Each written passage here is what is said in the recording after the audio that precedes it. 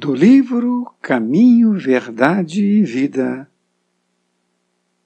psicografado pelo médium Chico Xavier, através do Espírito Emmanuel. Capítulo 7 de 180. Tudo novo.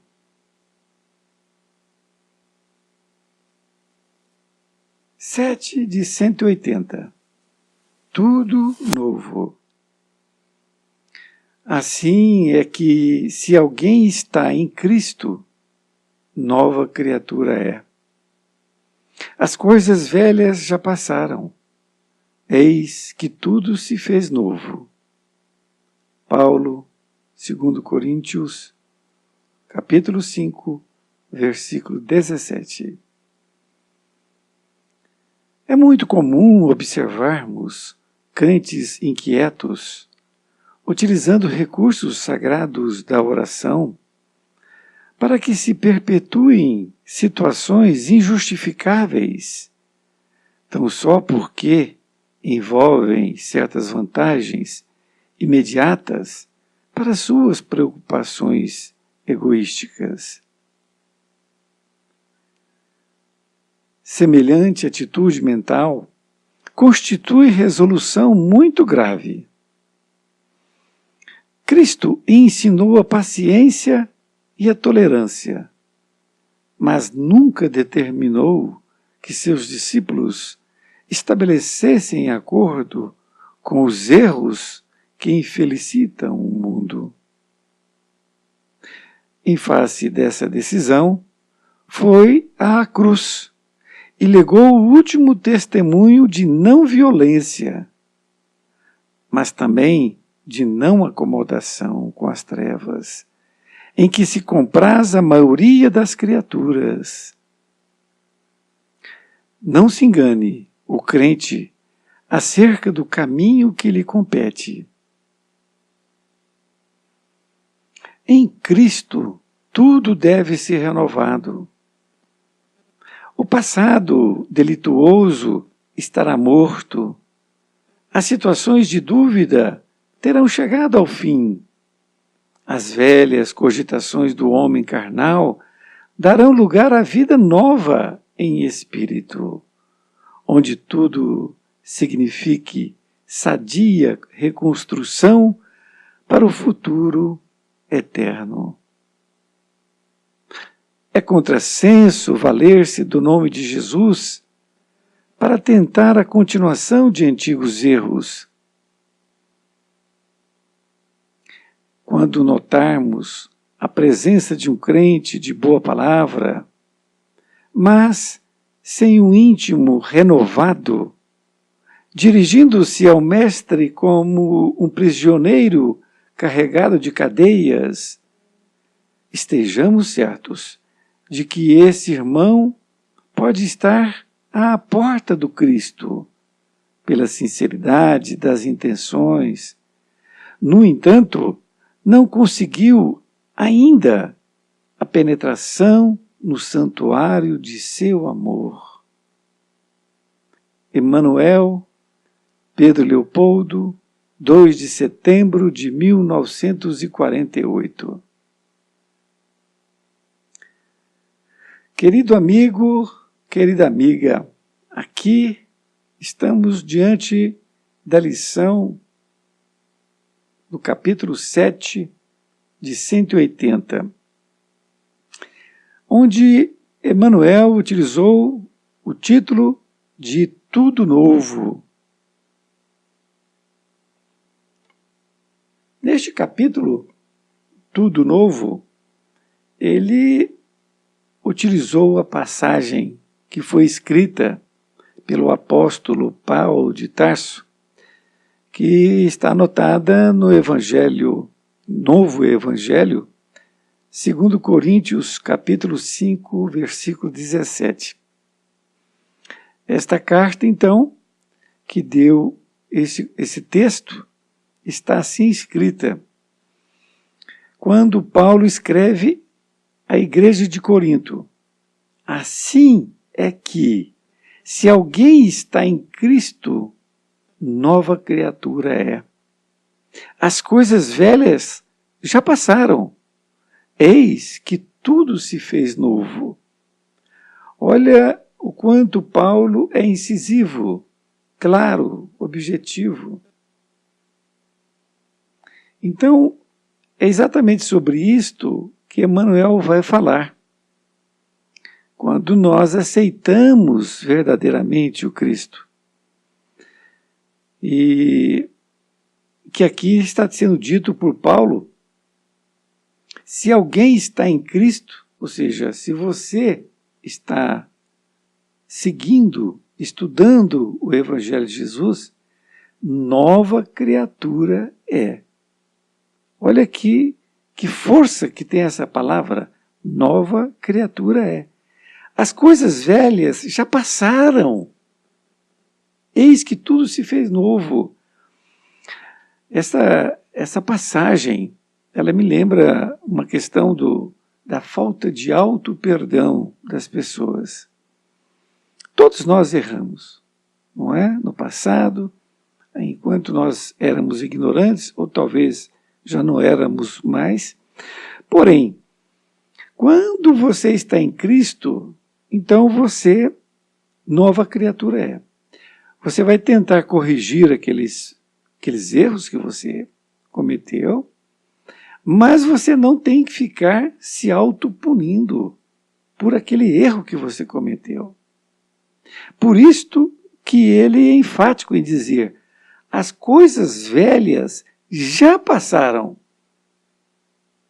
Como dizem atualmente, não é? É uma virada da folha do livro. Pronto, esse livro, essa página já passou. Agora tudo se fez novo. Pense nisso. Emmanuel vai nos dizer aqui um conteúdo melhor ainda. Ele diz, é muito comum observarmos crentes inquietos, utilizando recursos sagrados da oração para que se perpetuem situações injustificáveis. Tão só porque envolvem certas vantagens imediatistas para suas preocupações egoísticas. Da mesma forma, Emmanuel ele é também muito direto, muito enfático, muito objetivo. Veja bem, ele diz que é comum observarmos crentes inquietos. O que seria inquietos? Que está com a mente, não é, cheia de questões, que não está tranquilo, não é? E ele diz, utilizando recursos sagrados da oração. Então esses crentes, eles estão orando muito e pedindo a Deus para que perpetue situações injustificáveis. Perpetuar situações, perpetuar significa que possa manter indefinidamente, não é? Para todos os anos vindouros. Então, ele diz que tem pessoas que fazem isso, que perpetuam situações injustificáveis. Ou seja, sem uma justificativa razoável. E aí ele diz, tão só porque envolvem certas vantagens imediatistas, ou seja, imediatas, para suas preocupações egoísticas. Então, o crente, ele não passou assim pelo crivo da razão o que ele está fazendo. Ele não parou para pensar se aquilo que ele está orando é para o bem dele e se é para o bem das pessoas. E não um ato egoísta. Então, seja qual for essa situação, que devem ter inúmeras, é preciso que a gente, quando orarmos, nós pensarmos nisso. O que eu estou pedindo é um ato egoísta meu ou não? Não é assim? Nesta outra parte, Emmanuel diz: semelhante atitude mental constitui resolução muito grave. Ou seja, essa atitude mental da criatura que pede coisas injustificáveis é uma decisão dele muito grave, que ele está cometendo. E Emmanuel diz: Cristo ensinou a paciência e a tolerância, mas nunca determinou que seus discípulos estabelecessem acordo com os erros que infelicitam o mundo. Então, falemos aqui do exemplo de Jesus, né? O Cristo ensinou a paciência e a tolerância, mas nunca determinou que seus discípulos estabelecessem acordo com os erros que infelicitam o mundo. Então, quando você está fazendo um acordo para que aquilo não seja bom para você e não seja bom para os outros, você está fazendo completamente o contrário do que Jesus nos ensinou. Neste outro parágrafo diz: em face dessa decisão, foi à cruz e legou o último testemunho de não violência, mas também de não acomodação com as trevas, em que se compraz a maioria das criaturas. Então ele diz que Jesus foi à cruz e legou, ou seja, deixou o último testemunho da não violência, mas também de não acomodação com as trevas, em que se compraz a maioria das criaturas. Então, o meio termo é o que nós temos que seguir. Nós não temos que ser violentos, nós não temos que prejudicar as pessoas que estão à nossa volta, mas também de não acomodação com as trevas. Porque se você se acomodar com as trevas, você está coadunando com ela. Você está, de certa forma, cometendo um erro enorme. E aí ele diz também: não se engane o crente acerca do caminho que lhe compete. É exatamente isto que nós temos que sempre estar atento. Qual é o caminho que nos compete? Qual é o caminho que Cristo traçou para todos nós? Como que eu devo me proceder? Essas perguntas é que nos leva ao caminho certo. Nesta outra parte, diz: em Cristo tudo deve ser renovado. E foi o que Paulo de Tarso falou, não é? É tudo novo. Então tem que ser renovado. O novo significa renovar a si mesmo. Não é comprar uma coisa, nada disso. Não é trocar os móveis da casa. Tudo está renovado agora. Não, é renovar o seu sentimento, o seu modo de pensar. Para melhor, naturalmente. E diz: o passado delituoso estará morto. As situações de dúvida terão chegado ao fim. As velhas cogitações do homem carnal darão lugar à vida nova em espírito, onde tudo significa sadia reconstrução para o futuro eterno. A palavra delituoso significa criminoso, vem de crime. Então, esse passado de crime, ele está sendo bem enfático. Ou seja, de tudo aquilo que nós erramos no passado está morto. Por isso que eu comentei no princípio. Se nós não pensarmos que ele está morto, nós não estaremos tendo o auto-perdão. Tenhamos o auto-perdão, porque somente assim nós vamos ter o nosso passado delituoso, criminoso, esquecido. E aí as situações de dúvida terão chegado ao fim. Porque se nós pensarmos assim, as situações de dúvida terão chegado ao fim. As velhas cogitações do homem carnal darão lugar à vida nova em espírito, onde tudo significa sadia reconstrução para o futuro eterno.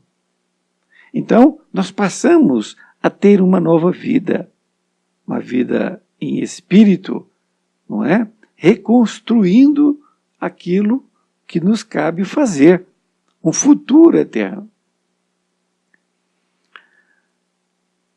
No parágrafo seguinte, ele diz, é contrassenso valer-se do nome de Jesus para tentar a continuação de antigos erros. A palavra contrassenso, ou seja, que vai contra o senso, o bom senso que a gente fala, não é? Então, nós não devemos nunca utilizar o nome de Jesus, não é? Falando nele, e aí continuando nos antigos erros.